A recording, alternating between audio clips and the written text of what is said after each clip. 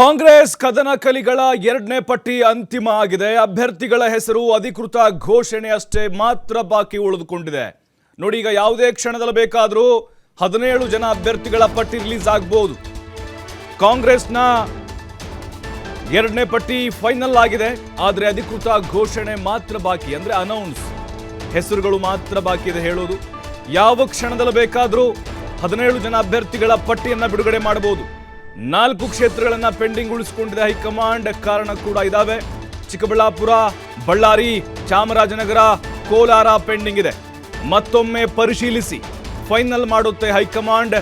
ಕಾಂಗ್ರೆಸ್ ಕದನ ಕಲಿಗಳ high voltage, ಅದರಲ್ಲೂ ಕರ್ನಾಟಕದ ಪಾಲಿಗೆ ಬಹುತೇಕವಾಗಿ ಕಾಂಗ್ರೆಸ್ನ ಈ ಎರಡನೇ ಪಟ್ಟಿ ಏನಿದೆ, ಒಂದು 4 ಕ್ಷೇತ್ರಗಳನ್ನು ಹೊರತುಪಡಿಸಿದ್ರೆ ಎಲ್ಲ ಕ್ಷೇತ್ರಗಳನ್ನು ಕೂಡ ಫೈನಲ್ ಮಾಡಲಾಗಿದೆ. ಅಂದರೆ ಒಂದು ಕ್ಷೇತ್ರಕ್ಕೆ ಒಂದೊಂದು ಹೆಸರು, ಸಿಂಗಲ್ ನೇಮ್ ಫೈನಲ್ ಆಗಿದ್ದಾವೆ. ಹೊಸ ಮುಖಗಳಿಗೆ ಮಣೆ ಹಾಕಿದ್ದಾರೆ. 6 ಜನ ಸಚಿವರು ಕುಟುಂಬಸ್ಥರಿದ್ದಾರೆ. ಅಳೆದು ತೂಗಿ ಅಭ್ಯರ್ಥಿಗಳನ್ನ ಫೈನಲ್ ಮಾಡಿದ್ದಾರೆ. ಕೆಲವು ಕಡೆ ಈಗಾಗಲೇ ಅಸಮಾಧಾನಗಳು ಭುಗಿಲೇಳ್ತಾ ಇದ್ದಾವೆ. ಆಕಾಂಕ್ಷಿಗಳ ಪಟ್ಟಿ ಕೆಲವು ಕಡೆ ದೊಡ್ಡದಿತ್ತು. ಗೆಲ್ಲುವ ಮಾನದಂಡ ಒಂದೇ ಕಾಂಗ್ರೆಸ್ಗೆ ಬೇಕಾಗಿರೋದು. ನೋಡಿ, ಈಗ ಸೌಮ್ಯ ರೆಡ್ಡಿ ಬೆಂಗಳೂರು ದಕ್ಷಿಣದಿಂದ ಅವ್ರದ್ದು ಹೆಸರು ಫೈನಲ್ ಆಗಿದೆ. ಪ್ರೊಫೆಸರ್ ರಾಜೀವ್ ಗೌಡ ಬೆಂಗಳೂರು ಉತ್ತರದಿಂದ ಫೈನಲ್ ಆಗಿದೆ. ಅಂದರೆ ಯಾರೆಲ್ಲ ಹಿಂದೇಟು ಹಾಕಿದ್ರು ಅವರನ್ನು ಕೂಡ ಹೈಕಮಾಂಡ್ ಮನವೊಲಿಸಿದೆ.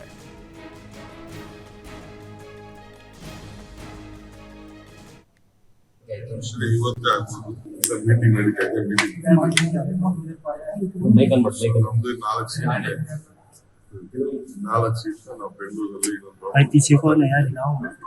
ಮಾತಾಡ್ತು. ನಮ್ಮ ಝೂಮ್ ಅಲ್ಲೇ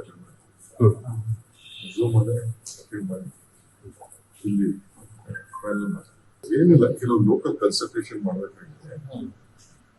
ಕೆಲವು ಪ್ಯಾನಲ್ ಲೋಕಲ್ ಕನ್ಸಲ್ಟೇಷನ್ ಮಾಡಬೇಕಾಗಿದೆ. ಅವನ್ನೆಲ್ಲ ನಾಳೆ ಕಳಿಸ್ತಾ ಇದ್ವಿ. ಬಹುಶಃ ನಾಳಿದ್ದು ಮೀಟಿಂಗ್ ಝೂಮ್ ಅಲ್ಲಿ ಮೆಂಬರ್ಸ್ ಹೇಳ್ತಾರೆ. ನಾವು ಅಲ್ಲಿಂದ ನಮ್ಮ ಜನರಲ್ ಸೆಕ್ರೆಟರಿ ಝೂಮ್ ಅಲ್ಲೇ ಇವತ್ತೇ ಆಗ್ಬೋದು. ಮೀಟಿಂಗ್ ನಡೀತಾ ಇದೆ.